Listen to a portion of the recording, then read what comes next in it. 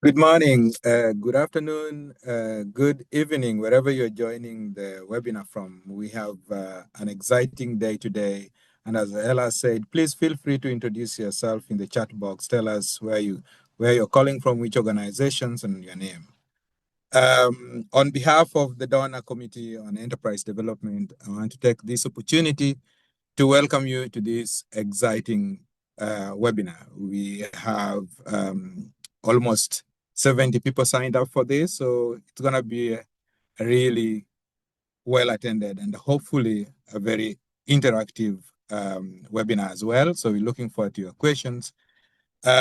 Circular economy, as you all know, ambitions are increasingly reflected in national strategies and development programs. It has also become one of the big drivers for corporate sustainability strategies.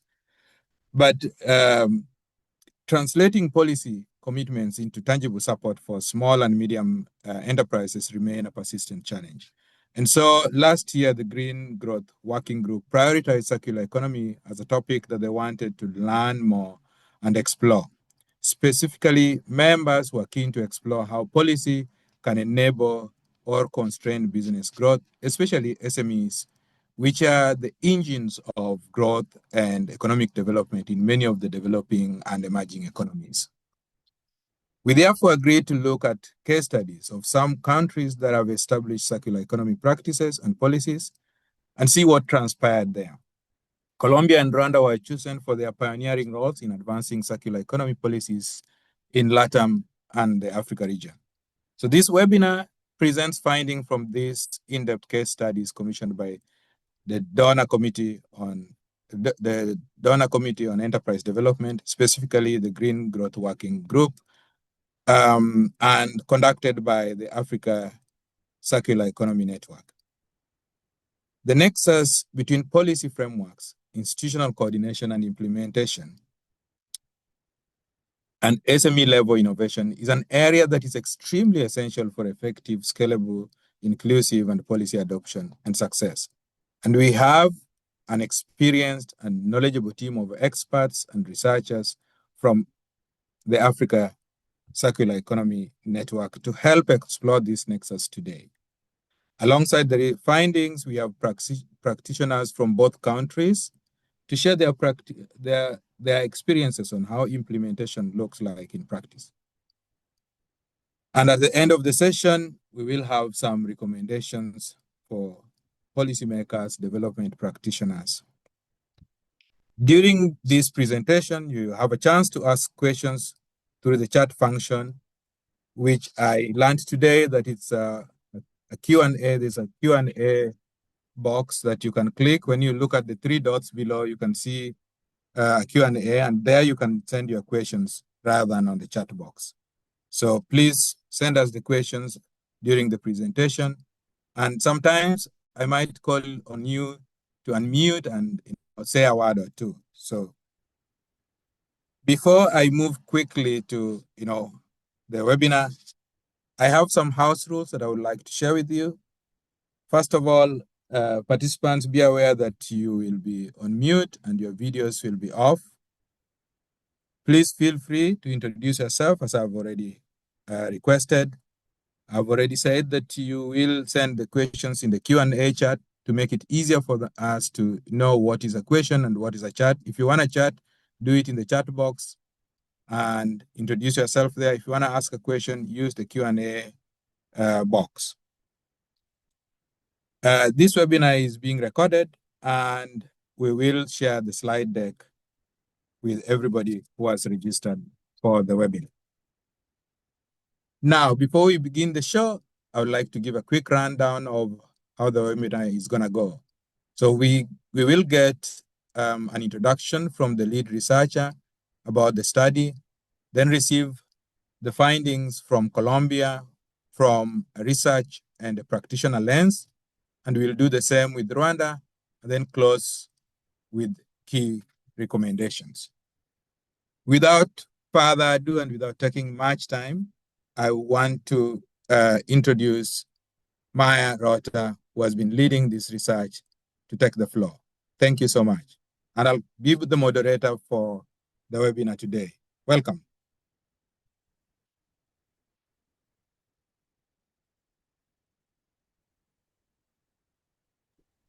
So now I found the button to unmute myself. Thank you very much, Patrick, for the words. Let me just check that I'm in the right slide as well. Yes. Well, good afternoon, everyone, and good morning to those joining from the Americas, and good evening towards Asian participants. As Patrick mentioned, my name is Maya Rotta, and I had the pleasure to lead the research team of the African Circular Economy Network on that. I will not bore you too much with the methodologies, but to just give you a little bit of an insight on what the research framework actually was that we built on the 2 case studies we will present the findings for today. So they were built around the same analytical framework, basically, and we applied 5 dimensions of what we call the enabling environment for a circular transition of micro and small and medium enterprises. These 5 dimensions we put as policy design and coherence. So basically looking into our national circular economy strategies, translating into practical mechanisms. How are they integrated across SMEs and the industrial trade policy or sectorial policies? Then also we look into national, regional, local policy coherence, as well as incentives and standards and regulatory mechanisms. Then the other dimension is the inclusion and stakeholder engagement. So how did actually informal enterprises, small businesses, and community participate in policy formulation, with the hypothesis that once they are heard, they might also be actually better affected, or they're more suitable for them to support the transition, and then having also an eye on social equity, gender, and employment impacts. The third dimension, we looked into the actual SME capabilities and the support system to strengthen capabilities. So what were the access to finance, like green credit lines, grants, investment incentives for circular transition? Is it actually speaking to circularity? How are technical and managerial capabilities and technology access and innovation being played in the support system? And in general, how is there a business support service system regarding circularity, like speaking of certifications, incubation programs, or clusters that actually look into aspects of circularity? Then the fourth dimension is the governance and institutional coordination. So what are actually the institutional mandates? How is the coordination playing among government, business, service organizations, and also development partners, as they might play a particular role into supporting these organizations? The institutional coordination in terms of multi-stakeholder platforms or interministerial committees. Then obviously also the roles of industry associations, local government and financial institutions. And then also the question of policy continuity, monitoring, and accountability. And last but not least, we also figured that one key dimension for circularity are actually infrastructure and market systems. So shared and dedicated infrastructure, does this infrastructure exist to make circular practices actually viable at scale? Are there gaps limiting the micro, small, and medium enterprises to adopt circular practices or scale them?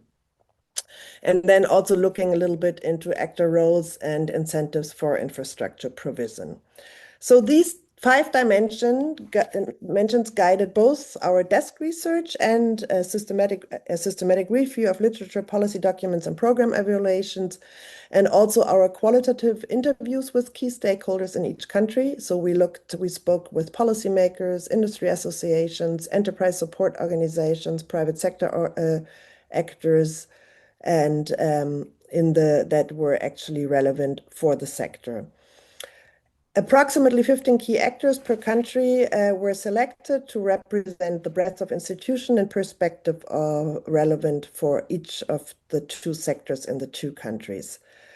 This is just to give you an idea, because you're going to hear examples and findings along all 5 dimensions in the key findings. Nevertheless, we will not go into a very, very long detail, since we also want to hear practitioners' perspectives here, but more details on methodology and also then details on the findings will be available in the full case studies that will be published soon on the DCED website.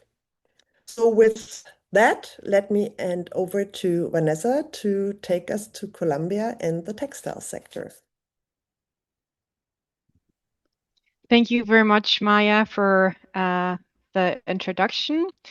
So first of all, I'd like to start with a question why we chose Colombia and why the textile sector. So first of all, Colombia, because it was actually the first country to have a national circular economy strategy in the region. And the textile sector, because it actually makes up 10% of the manufacturing GDP for Colombia and is very important for the employment or for the job aspect in terms of SMEs. And one other remarkable fact is that it is remarkable how much has been advanced in Colombia, although Colombia does not yet have for example, an extended producer responsibility framework or a specific sectorial strategy, but more on that later. We can switch to the next slide. So to give you a brief introduction into how the textile sector looks like in Colombia.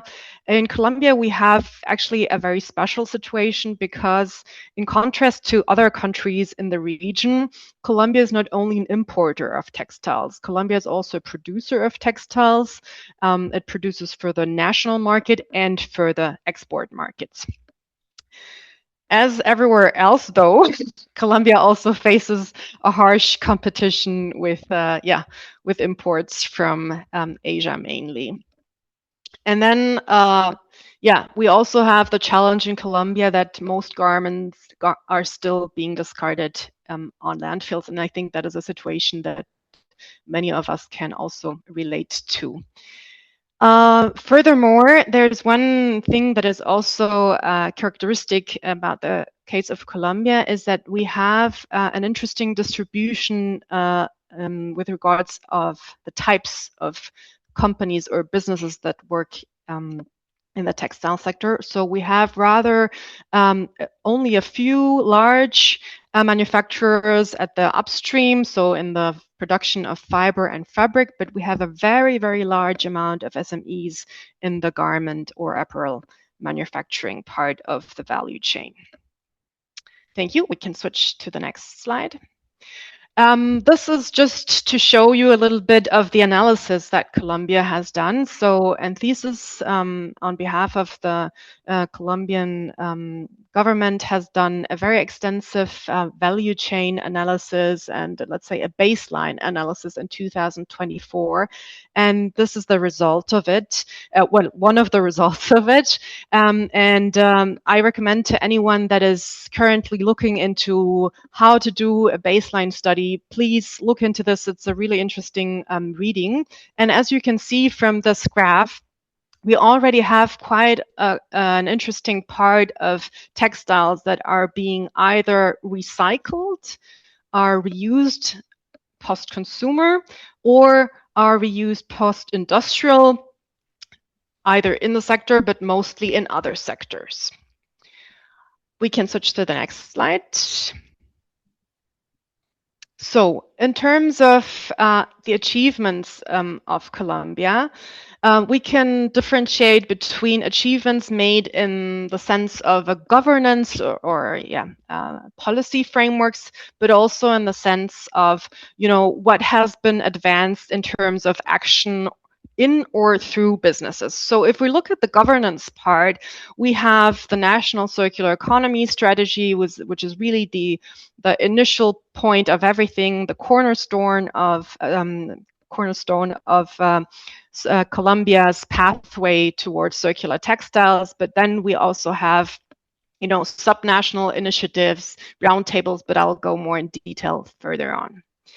And then if we switch to the next slide, we can also see a couple of examples of businesses that have emerged in very different parts of the value chain, or in different parts of, or in different aspects of circularity. So if we look at the input side, for example, we have initiatives looking into bio-based fiber. Really interesting is, for example, I don't know, coffee husk as input for fiber. Then at the part at the part of the value chain that is concerned with the production, we have initiatives looking into reducing substances of concern, but also that look from design on how can we reduce, for example, microfiber release or microplastic release. We have platforms for resale of clothing. We have rental clothing. We have repair of clothing. We have upcycling of clothing, etc. And then finally, of course, we have recycling. In this case, for example, Fabricato with cotton recycling. We can switch to the next slide. So what is also interesting in Colombia is that we have a very broad range of instruments or of mechanisms in the sense of policy or support frameworks. So as previously already mentioned, we have a national policy, but we also have sectorial initiatives. We have a territorial program, so subnational programs, as for example, Bogotá Región Circular, and we're going to hear more about it in a moment. But then there's also initiatives at the local level, as for example, Cali Circular or Antioquia Circular.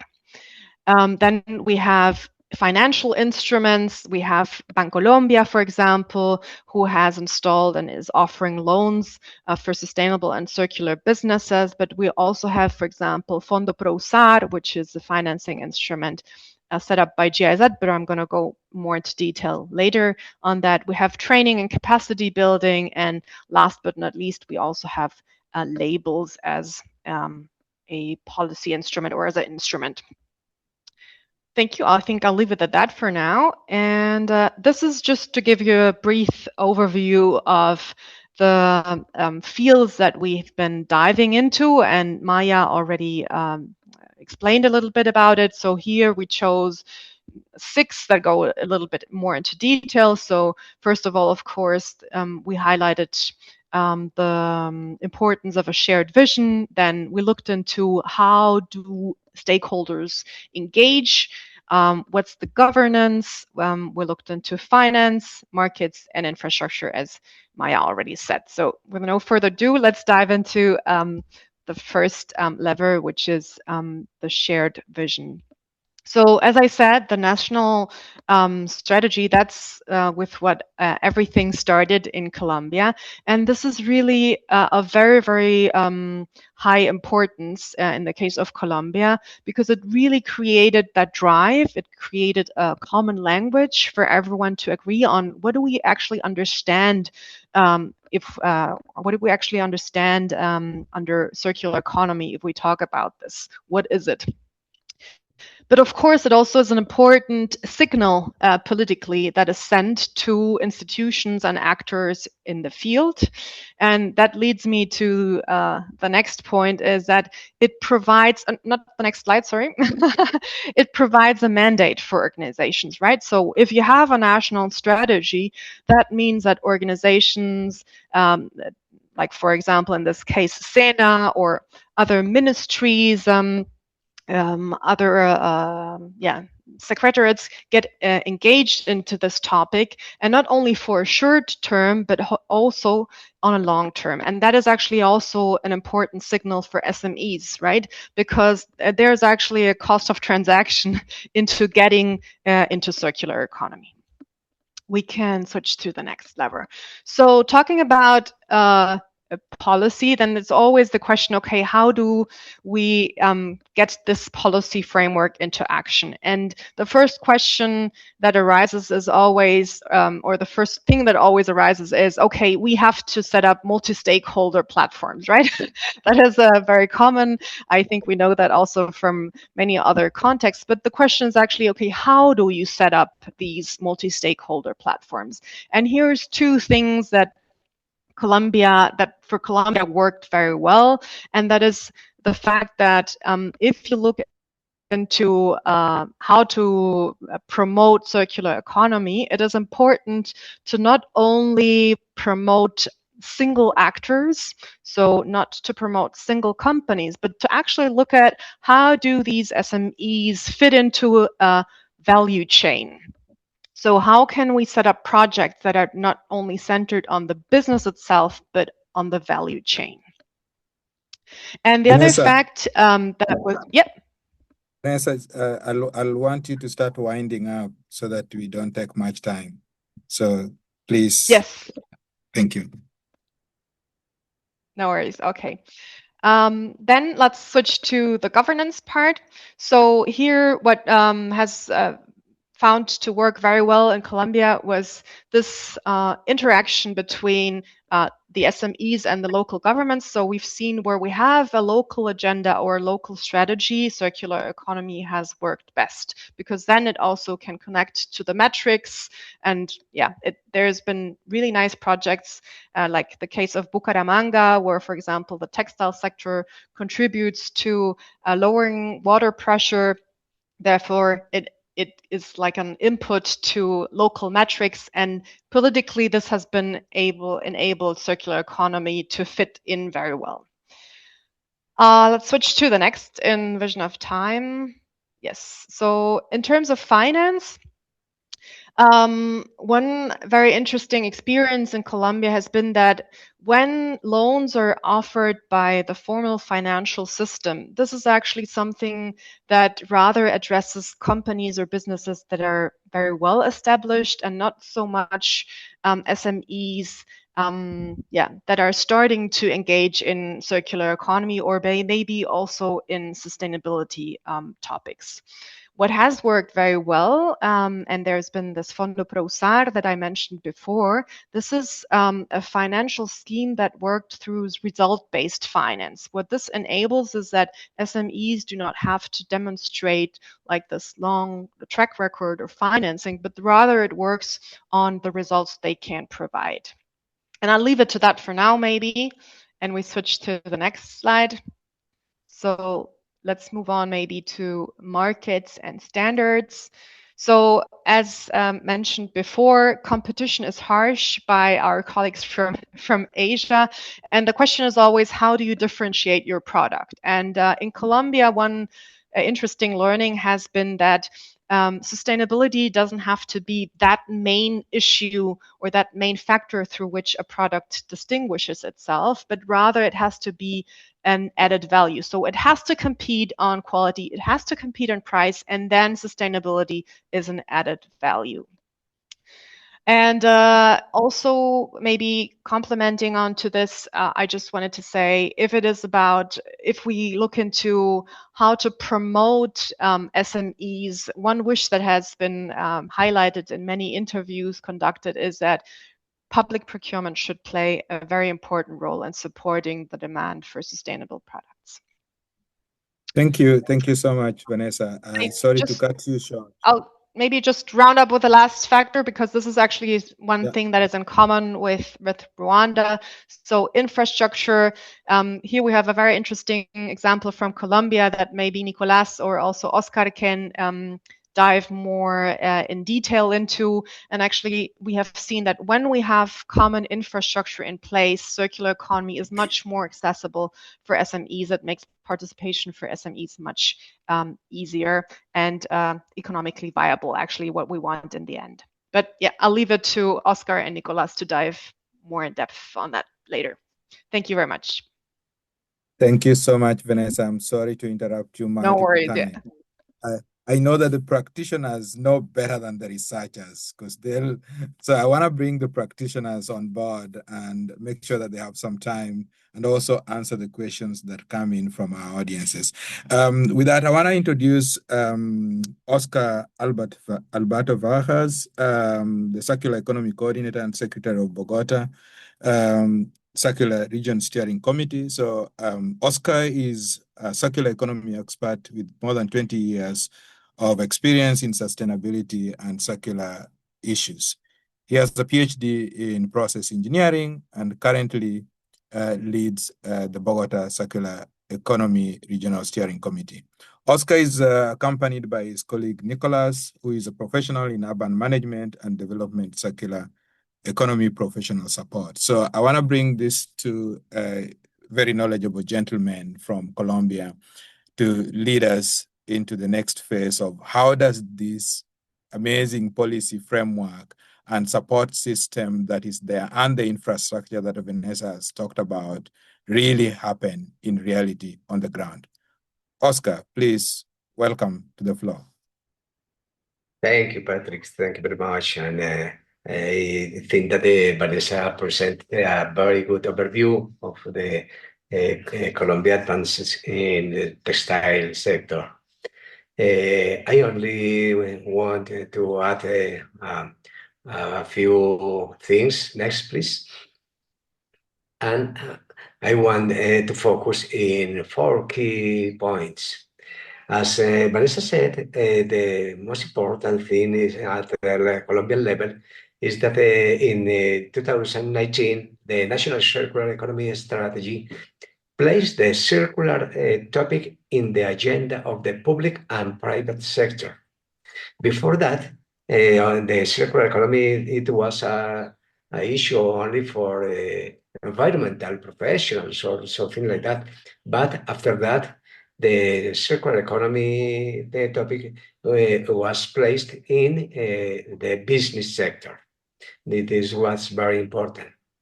The second key point is that the last year, the circular city scan that was made for the circular economy foundation prioritized the 3 value chains: the construction sector, the agri-food sector, and the textile and apparel sector. They studied these 3 value chains that has a big potential for go to the circularity models. And for Bogota, it's very important, the specific in Bogota, in the city, is very important that the textile sector is one of the 4 main waste that go to the landfill. We have about 400 tons per day that is going to the landfill. It's approximately the 9% of the total waste that go daily to the landfill. And it's been because we have a special program that called Red Moda Circular. In English is like the circular fashion network, that we are focused mainly in 2 projects. The first one is the collection points. Currently, we have 21 used clothing collection points, and the other project is related with the project that we call Manos Reparadoras, repairing hands, that are the traditional seamstress women that promote the remanufacturing sector. Next one, please. And next. And in this slide, we presented that Vanessa presented before, but we focus in the percentage data. That we focus that, as you see, only the 2% are reused or recycled. It's very important because we have a big problem with the landfills, and especially with the synthetic clothes. That is not easy for recycling. In Medellin, as Vanessa said, we have a factory, a fabricato, that is the factory that can recycle the cotton, but but synthetic the clothes are more difficult. Then we have a very good challenge for the manage the textile circularity in Colombia. Next one. Thank you. Then, within this context, how to involve the small and medium enterprise? I think that there are three key points that how we involve the companies. That the first one is the value chain approach. Is then in our experience is better the promote projects that has have this kind of approach better than isolated projects or a specific project for companies because most of the companies have a relation with big companies with the market, and we think that it's better they have this kind of approach. The second one for us is a very important key point is that we need focus in circular business models because we have a lot of trainings in circular economy. But circular economy as a theory is not a key point for a small and medium enterprise. But when you talk about business, it's very important because it's the lever. It's the lever that for companies and it allows the projects to be sustainable in the time. And finally, this kind of circular business model presents new opportunities in the different aspects that they related with innovation. For example, recycling of synthetic textiles, second-hand shops, develop of new fibers, remanufacturing, something like that. Thank you, Patrick. This is our introduction. Thank you so much, Oscar. Nicholas, you contributed so much to the slides behind the scenes. I'm looking at the Q&A chat box and I'm not seeing questions, but I hope that they are coming. And please feel free to post your questions. As we wait for questions, I just want to dig in a little bit, Oscar, as a practitioner. Vanessa has really highlighted how Colombia is leading this circular economy, and I'm circular economy practice, but also policy and creating a really framework that helps the country to move forward. And you have brought in additional details, which is quite interesting, that it's not only on textiles, it also applies to other, value chains. Talked about food, it's another value chain. And I think that, it really shows that the activity is going forward. But for the sake of, this conversation, let's look at textile. And I have a question on that. If you look at the activity in the Colombian textile sector, it's really growing. Things are really looking rosy. The achievements that Vanessa highlighted, a lot is happening. We have talked about, how you are translating the training into practice. So everything looks good. But from your experience in Bogota, what has really worked better so far to draw SMEs into the circular economy agenda? I know you talked about, business model. Is there something more than just business, talking about business model? And what is still challenging for most of the SME? I would love to hear your thoughts on that, Oscar. Or maybe Nicholas, any of you? Nicholas, yes. Thank you, Patrick, for your question. Well, maybe the starting point to give some context. We are in this webinar is that, as you said, the textile businesses in Colombia is a strong part of our economy. Approximately 30,000 of the textile business in Colombia are part of the ecosystem that we choose to work, and most of them are SMEs. So we have a typical profile of SMEs that are companies or business that are work on garment making or on dyeing or finishing clothing that by the general has a survival first mindset.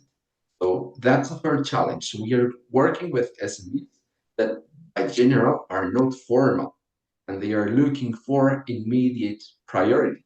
For example, cut costs, reduce waste, and improve productivity. So if we talk about circular economy business with this kind of stakeholders, we have a first barrier, and is that most of the SMEs that works on the textile sector are not ready to run an advanced circular business model. So a first step that we have been building and we have designed is to work in those first priorities. So, for example, the Circular Fashion Network program that Oscar refers, and other initiatives like Activa tu Negocio or Activate Your Business, that is from the Economic Development Local Authority, have been working on trying to address the resource efficiency first after talking about circular economy. So working with this profile of business on eco design, new arrangements into the business, improving technology to make waste recovery, or for example, identify supplies traceability. So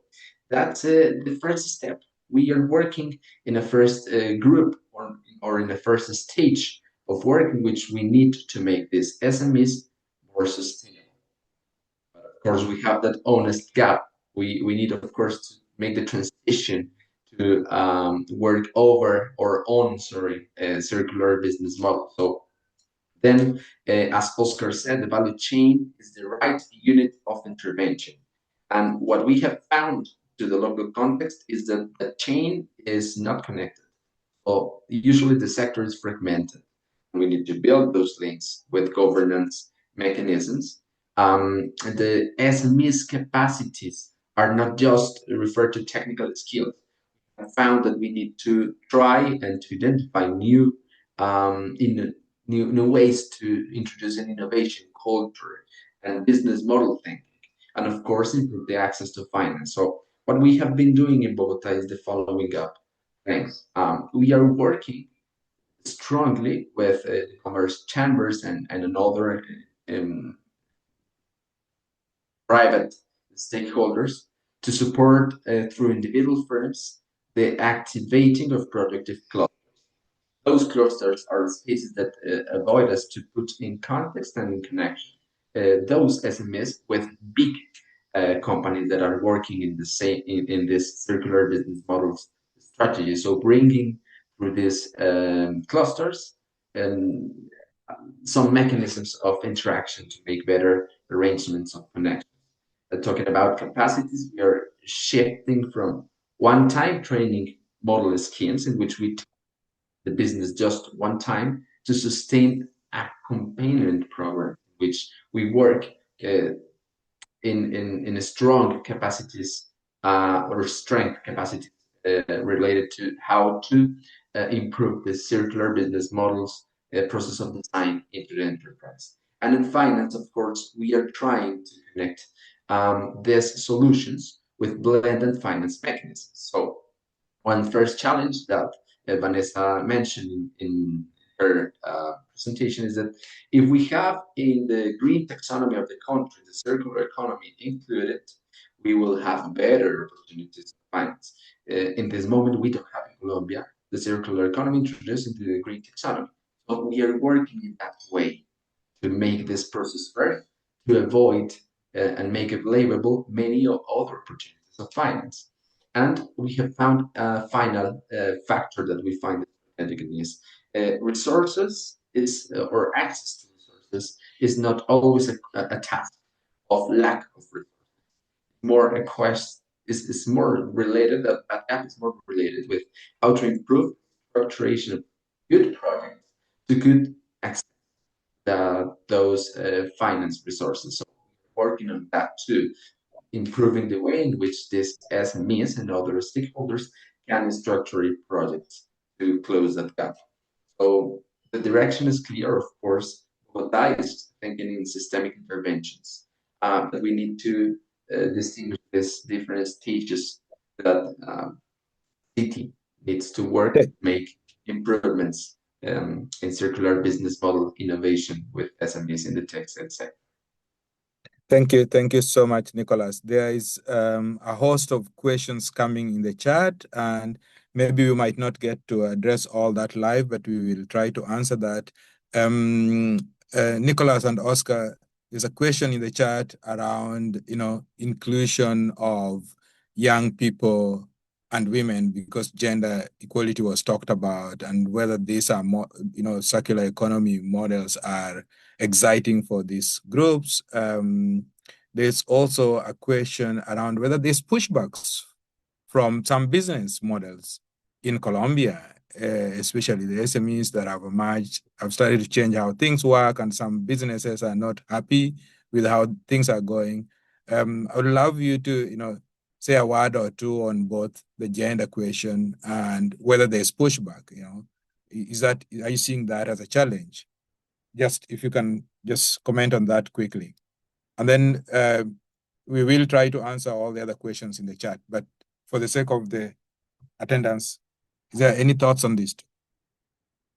Okay, thank you. Related with the first question that the Q&A chat box, I think that for companies changing their business models to the circular business model is not easy. And developing circular business models involves sometimes the internal change at the companies that require investment. Therefore, companies often resist and prefer wait and see how the market reacts. In this sense, the government becomes a promoter, an enabler for markets. How to do that the markets react to the circular business model. And we need as government that to send us signals for the markets that in order to private companies decide to invest in this kind of circular business models. I don't know, Nicholas, if you want to comment something about the other questions. No, maybe I think related with that particular question, just I want to add that there is an underlying tension when we try to make this transition to these models, and is that, of course, talk about the circular business model implies a more reputational and organizational effort. That effort is not accomplished with some benefits in terms, for example, financial reduction of some costs or more competitiveness. That transition could be a little bit harder. The role that Oscar precisely said, we need to be as a public stakeholder, a guarantee that to make sustainable is better, of course, than to make in a linear way. Thank you. Thank you both for your answers. I know there's a lot of questions. We'll try to answer them again on the chats. And please, some we might send you through email. I want to fly very quickly to Rwanda because time is not on our side. So I'm taking a quick flight of over 11,000 kilometers to Rwanda and trying to welcome our very own researcher, Gamu Mutezo from ACEN. So Gamu is a sustainability and circular economy expert and practitioner with 15 years of experience across urban planning, renewable energy, organic waste management, entrepreneurship, and green economic development. She is the founder of Madam West, South African social enterprise. So she has her hands deep into waste. So this is really exciting as an entrepreneur and becoming a researcher. So she really lived experience. She has worked across African contexts, including South Africa and Rwanda, supporting research policy analysis, stakeholder engagement, and market development for circular economy. And Hamu is going to lead us through the research findings from Rwanda. Welcome, Gamu. Wonderful. Thank you. Thank you so much. Although I'm sitting in a very cold Johannesburg, I'm going to greet you in Kenya-Rwanda and say Mwiriwe Mwese, which basically means good afternoon to all of you. Firstly, thank you so much to the Green Growth Working Group for this opportunity to share the findings of the study, where we were exploring how enabling environments are shaping the circular economy uptake amongst small enterprises. So today, over the next 10 odd minutes, we'll focus on Rwanda's agri-food sector, which is very important because agriculture remains a central point to livelihoods, to food systems, as well as economic activity, while also presenting a significant variety of opportunities for that circular transition. What we have found is that Rwanda is not starting from zero. It is rather a country that demonstrates how policy ambition, institutions, as well as targeted support can begin creating conditions for circular business models, not only to emerge, but to also scale.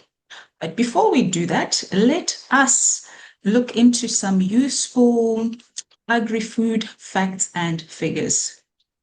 Agriculture remains a foundational sector in Rwanda. It contributes approximately 1/4 to the GDP and employs almost 43% of the workforce. That's quite a substantial figure, hey? The sector also plays a significant role in generating approximately 830 odd million USD in agricultural export revenue. And this accounts for a substantial share in the national exports.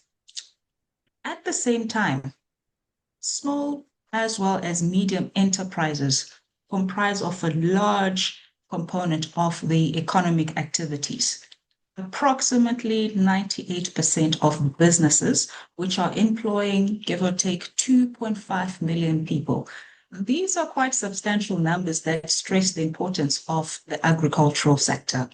The reason why this matters is because circular economy transition in Rwanda is not simply an environmental discussion. They are fundamentally linked to job creation, to enterprise development, as well as the economic transformation. So it's really multifaceted. With that being said, from a policy perspective, Rwanda has managed to establish a really strong policy enabling foundation. The circular economy principles now appear across several national strategies, which include, firstly, the National Circular Economy Action Plan, secondly, the PSTA 5, and thirdly, a variety of industrial and development strategies. Now, these will be permeating through the presentation as we go on. An important element to note here as well is that agriculture is recognized not as a peripheral issue, right, but also as a strategic entry point into the conversations around the circular transition. So the broader policy direction is prioritizing primarily 3 points. The first one being waste valorization. How do we add value to this beautiful resource called waste? Secondly, regenerative agriculture. And thirdly, resource-efficient food systems. So you see all of these multidisciplinary elements coming together. And next slide, please. All right, so what does this mean in practice? The policy vision is very clear. It is increasingly pointing towards 3 interconnected priorities. The first priority, looking at regenerative production. So this reflects a gradual shift from dependence on imported inputs towards a locally produced as well as organic and regenerative alternative. The kind of alternative that also supports soil health as well as resource efficiency. Noting the activities that are taking place globally, this really is an imperative priority to look into. The second one is systematic integration.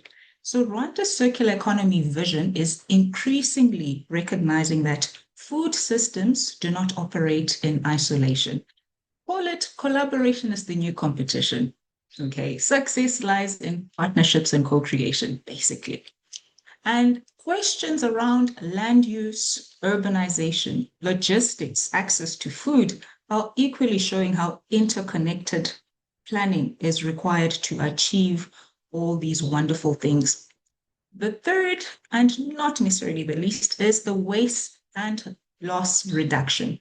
So post-harvest losses remain significant, and this presents both an economic loss as well as a circular opportunity. As some would say, one man's meat is another man's poison, or another man's poison is another man's meat.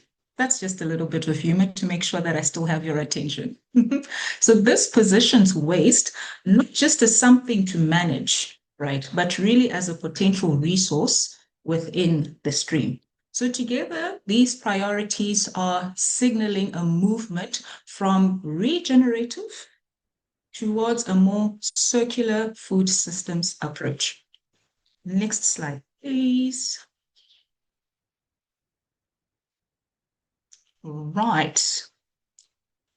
So here I'll keep it relatively light and say some of the policy frameworks or the systematic logic that we found is that move from being an isolated projects towards a more broader and systematic perspective. So the circular transition is emerging through an intersection between policy and regulation, institutions, enterprise support, market systems, as well as infrastructure. This is because circularity rarely succeeds through one intervention alone. Rather, it emerges when all of these multifaceted elements reinforce one another. And so this systematic lens informed the analysis that we took with this case study. Okay, next slide, please. Right, now this is where the meat is. If you don't get a chance to read each and every element, not to worry. As indicated, this will be shared after the webinar as well as at the end of the project itself. So we organized the findings into these 5 levers, starting off with the first, governance and coordination. So from our findings, it shows that Rwanda has moved beyond isolated circular economy initiatives towards more stronger policy integrations, right? An example, the National Circular Economy Action Plan, as well as the PSTA5, are increasingly aligning circularity within the agricultural transformation. So what we can take out of this particular lever here is that governance is strongest where policy commitments are linked to implementation as well as coordination. The next, market and standards. This emerged as a particularly important finding because circular products not only scale if the markets are not trusting. The market needs to trust the product in order for it to scale. So you have institutions such as the Rwanda Standards Board, from whom we'll hear shortly, as well as the National Agricultural Export Development Board, who are increasingly helping to create this trust through export systems, standards, as well as quality assurance. So the broader insight here is that the circular market participation is strongest when our standards and market systems are working together.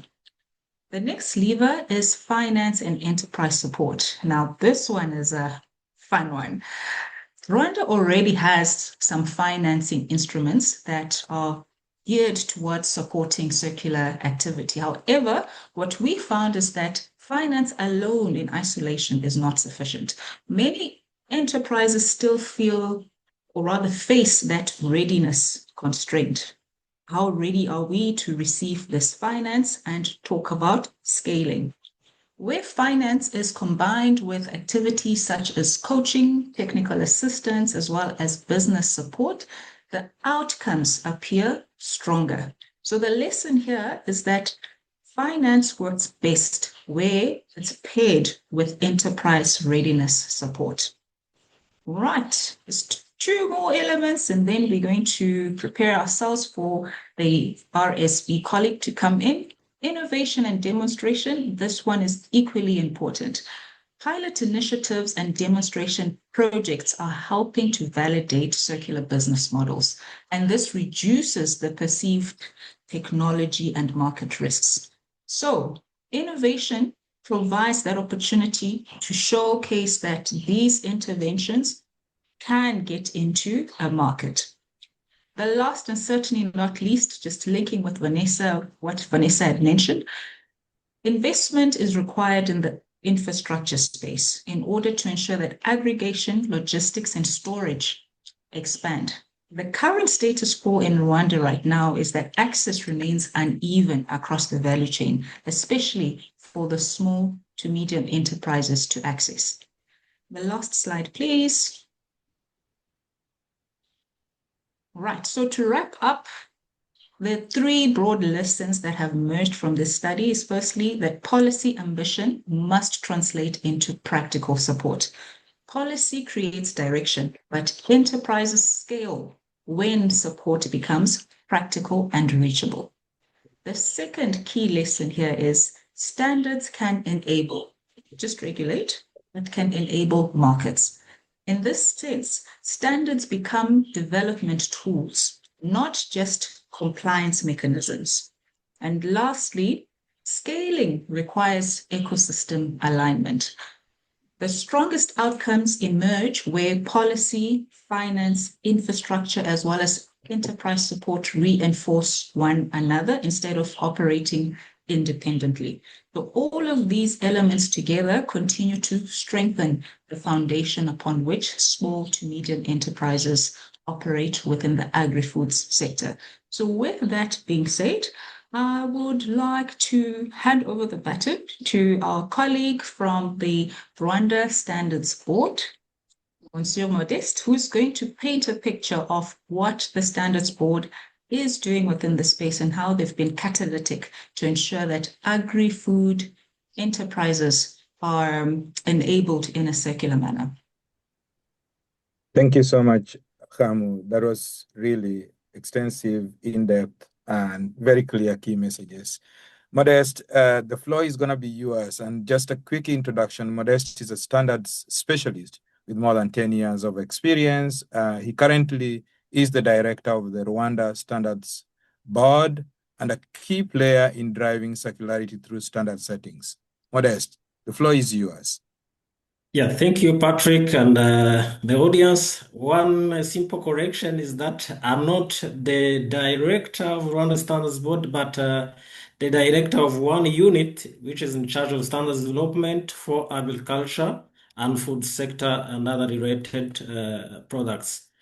Thank you also for giving me the opportunity to share what Rwanda Standards Board is doing to help these circular products, especially in the agri-food system, to reach the market. In Rwanda, we know that circular economy is increasingly becoming part of one of the economic transformation, and it also improve in food system resilience.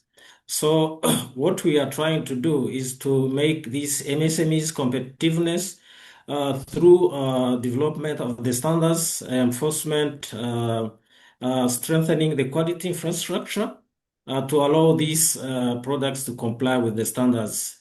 But we also know that, as Igamu said, these standards are becoming enablers that help these innovative products through circular economy to access the market and also build the consumer trust and scale the sustainability. Some of the lessons that we have in Rwanda, we know that cannot go to the market without quality assurance and market confidence. So we are really trying to convert, to help these MSMEs to convert the waste into valuable products. And we know that without standards and certification, the product can still struggle to access the market. We trying also to work with other partners like ACEN, circular food systems in Rwanda. And through that, we have also developed more than 30 standards that can support these products. These may include organic fertilizers, they can include composting systems, they can include animal feeds, as we were saying, talking about the project with the run race. Last time we were doing the standards for high quality cassava peels and also for the BSF, black soldier flies, animal feeds.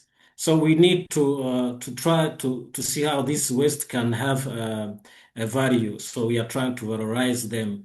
One of the examples that we did with the standards, we did the standards with the soil improvers, organic mineral fertilizers, but also we are trying to embed with the other standards that we have, like gender equality. That's the requirements for promotion, implementation, and accountability.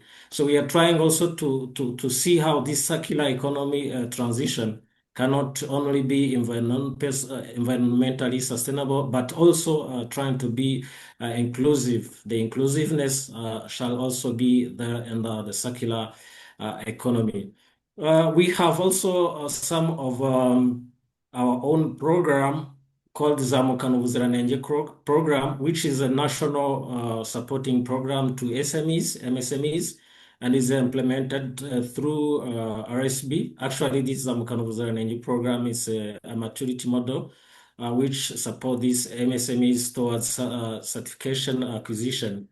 And we have also supported more than 40 enterprises towards the certification. We have in those MSMEs, those which are producing chips, fruit juices, we have chilled products, organic fertilizers, and animal feeds. And these products have got certification so they can access the market internally and regionally. As I can say, this program started in 2017, and it is also important for these small businesses, as we know that the cost of certification can be a burden for them. This program helps them to acquire all these for free.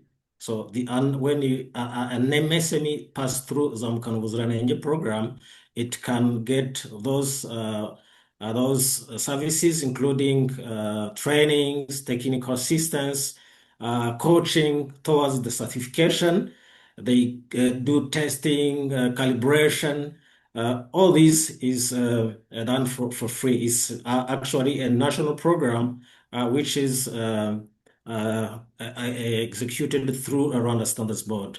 So, as we know that in Rwanda, these MSMEs are also increasing, trying to convert these agricultural waste into valuable economic products. The government of Rwanda, through MINICOM, Ministry of Trade and Industry, and other partners, as I said, like SURF, ACEN, we are trying to embed this under the technical committees to support towards the standards development, and we are trying to harmonize these standards under the regional to support them to access other markets, not only in Rwanda, but so that they can go beyond our country. Through this platform, then we are trying to see to identify which are the gaps we are discussing on the market barriers, and also we are trying to look for the solution that can be emerged under the circular economy sector.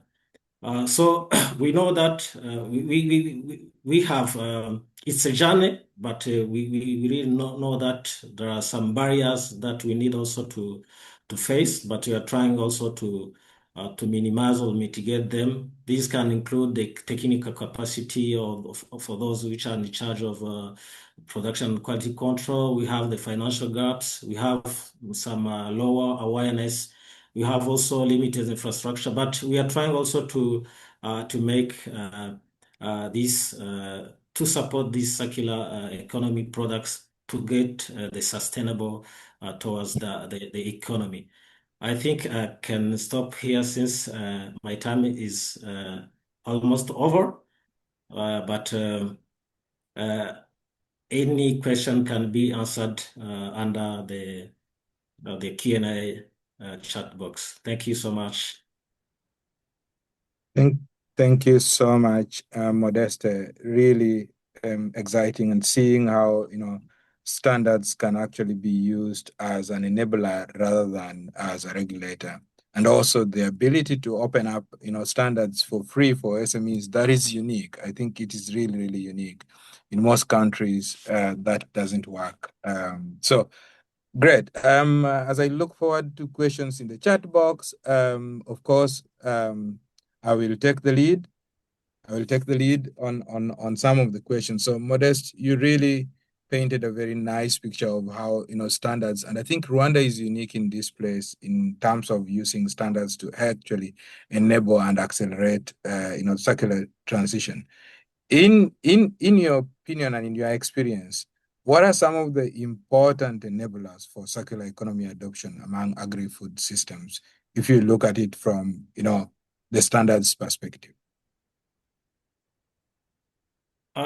Thank you very much, Patrick. As I said, standards alone cannot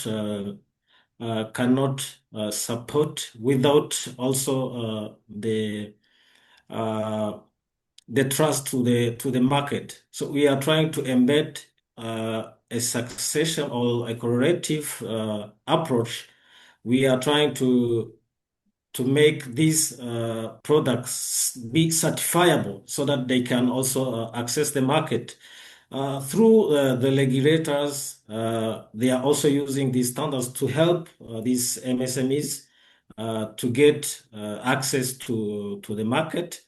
And once these products are certified, it's very easy for the clients to assure that the products are trustable so that they can also buy them. Another key element that is coming in is the policy called Made in Rwanda policy, which is also supporting these products through the awareness, because people are thinking about the products that are coming from the circularity, they are not complying, but through awareness that these products are complying with the quality, it is becoming very easy to access the market, and it's very really promoting them. Thank you, Modeste. I mean, when you talk about, and you highlighted it somewhere there when you were presenting, you talked about the gaps, trying to identify the gaps for enterprises. But if you also talk about trust has 2 points of it. Trust can be seen as something really useful that helps people, but trust can also be seen as sort of a barrier that stops people from taking up new products or new items. For example, fertilizer that is organic. So I'm curious to hear from you, what are the main standards related barrier in the agri-food MSME that you still face in Rwanda, or that you're trying, that you still face, or that is stopping businesses from adopting circular practices? Actually, I can say that on the part of the standards itself, one of the barriers that can come towards the standards development may include lack of the data that can, like when they can say this fertilizer has this specification, you have tested when we saw this can also be embedded under the requirements. But to overcome this, we are trying to work together with the researchers. As I said, when we are making the standards under the technical committee, we are also approaching those who are doing the research under the academia. We are also incorporating those manufacturers.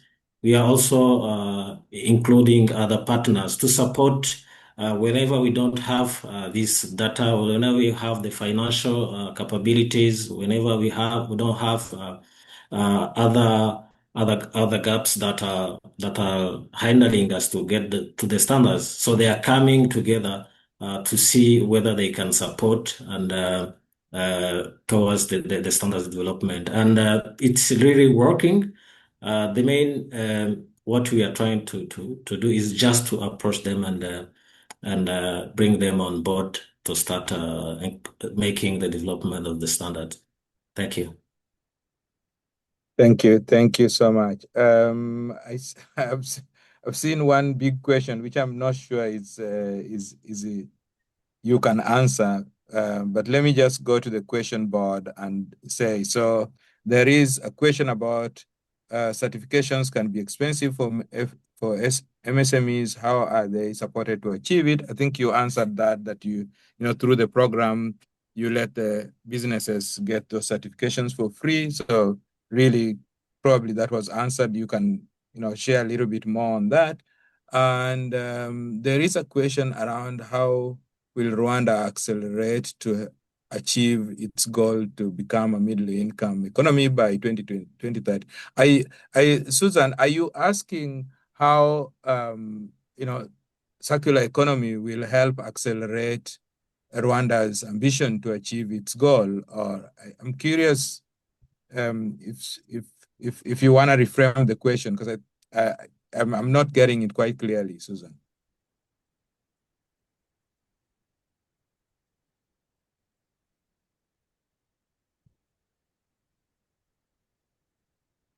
Can you hear me? Sorry. Yes. Okay. Well, thank you for the question. I think this proposal of 2045 has been formulated back like almost 10 years ago, you see. So as on the one hand, we see that heavily subsistence levels depend on agriculture. And on the other hand, you talk a lot about export potentials. Of course, of SME. That's why we talk about small and medium-sized enterprise levels. So my real question is, 2045 is not very far from now, isn't it? How will you be able to accelerate this process so that it is an enabling factor for those small enterprises that eagerly try to do everything, but you can still see at the subsistence level people on their bikes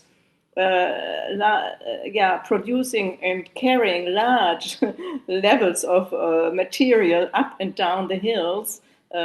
One is almost shocked to see at what basic tedious levels people have to operate. So thank you so much. Thank you. Challenge is there, I think. Thank you so much. Thank you for bringing that. Modeste, do you want to take up that if there's a piece that you can take? Yeah, thank you, Patrick and Susan, for the very good question.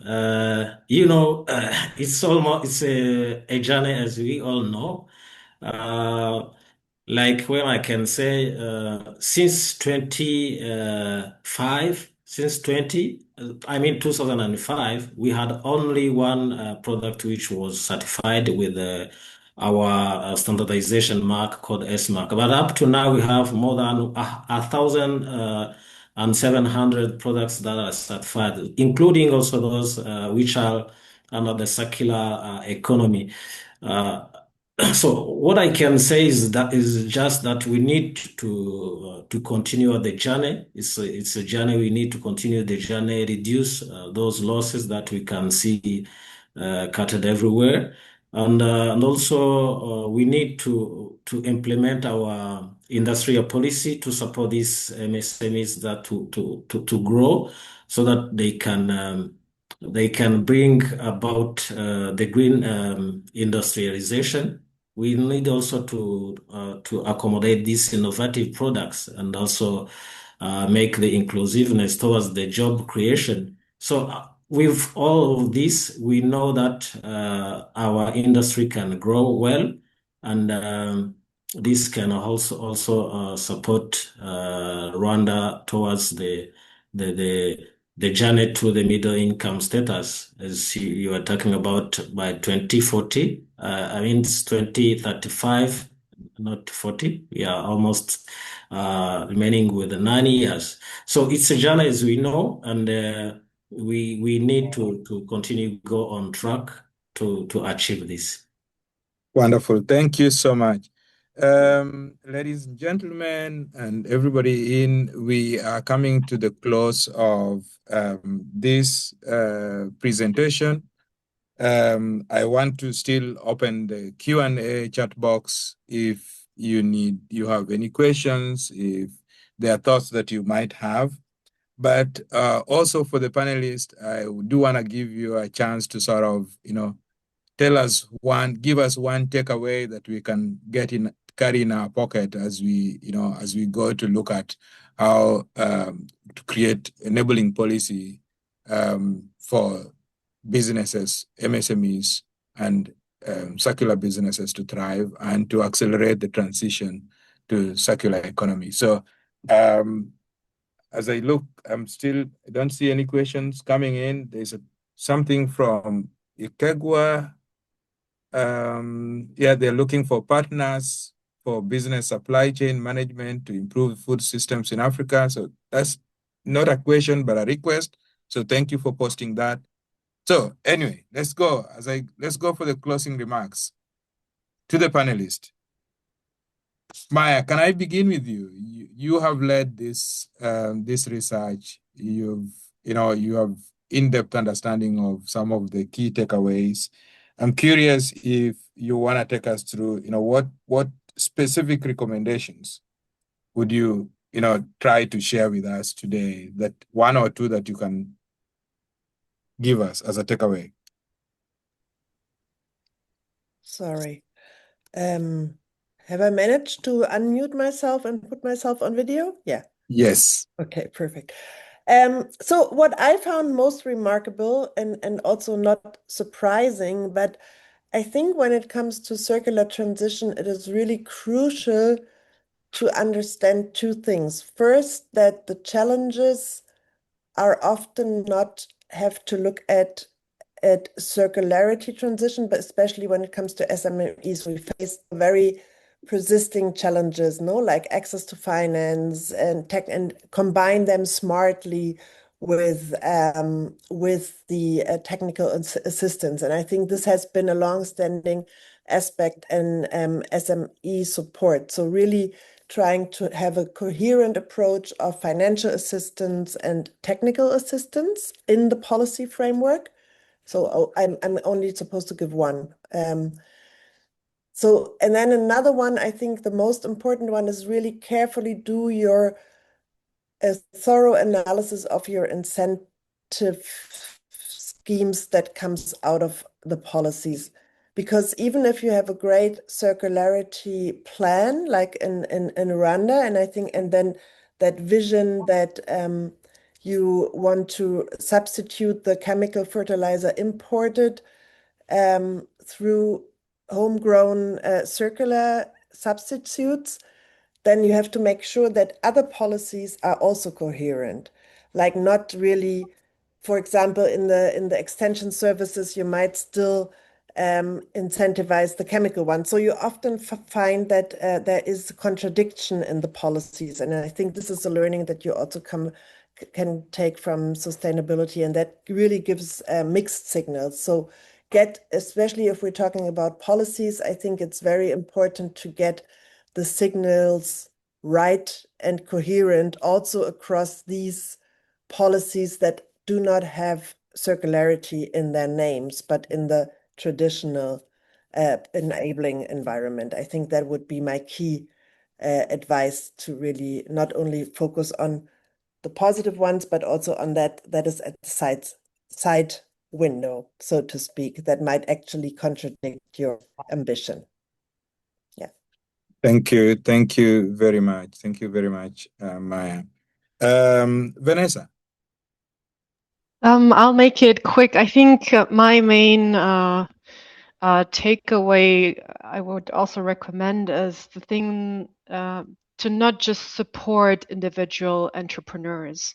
We might end up very quickly, in a very short-term support, but not on a long term. So actually looking into trying to frame projects or support programs around the full value chain.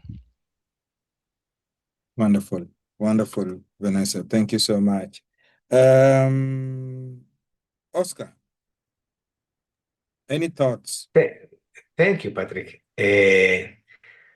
My recommendation is that maybe it is crucial to promote the circular business models.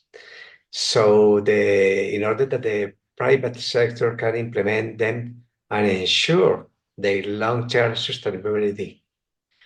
The public sector, the government support should focus on enable markets,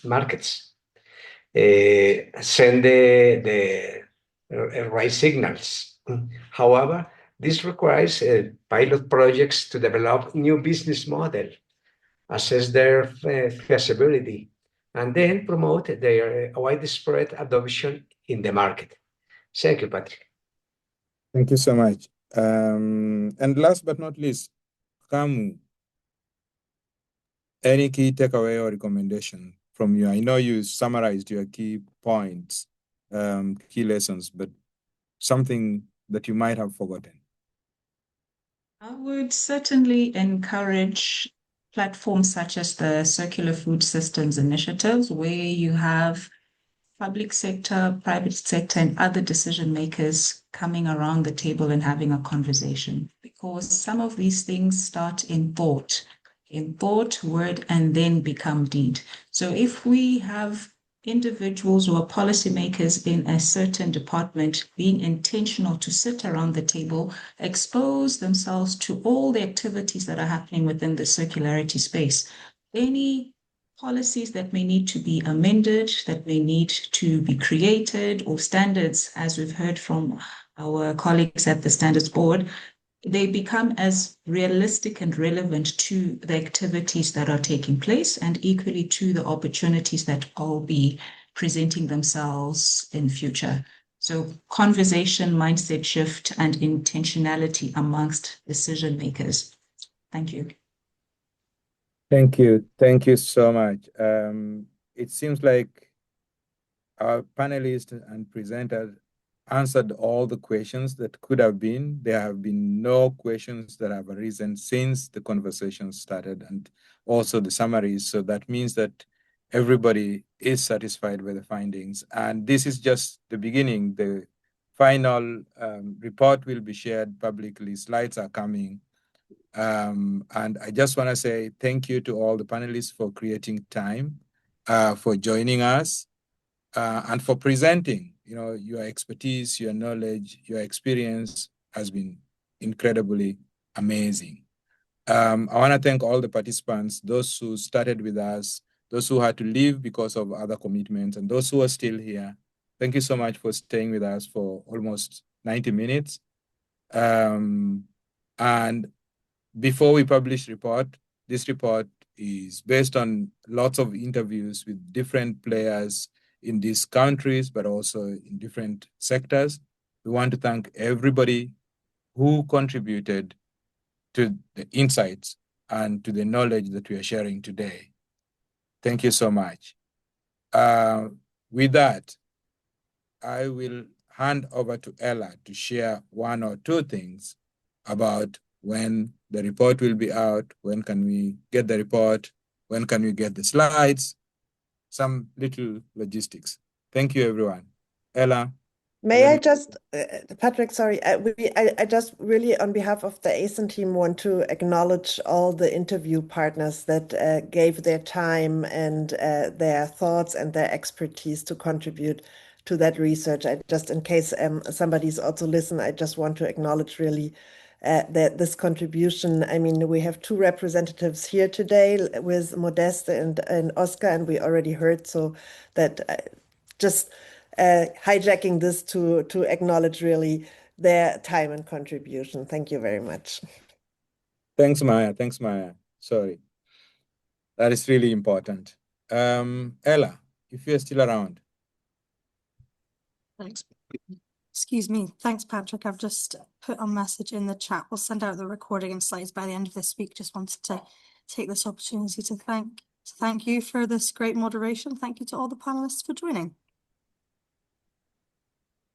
Thank you, and have a lovely rest of the day for all the panelists and all the participants. Bye. Bye, everyone. Bye-bye. Bye-bye. Bye. Thank Thanks, you. everyone. Bye-bye.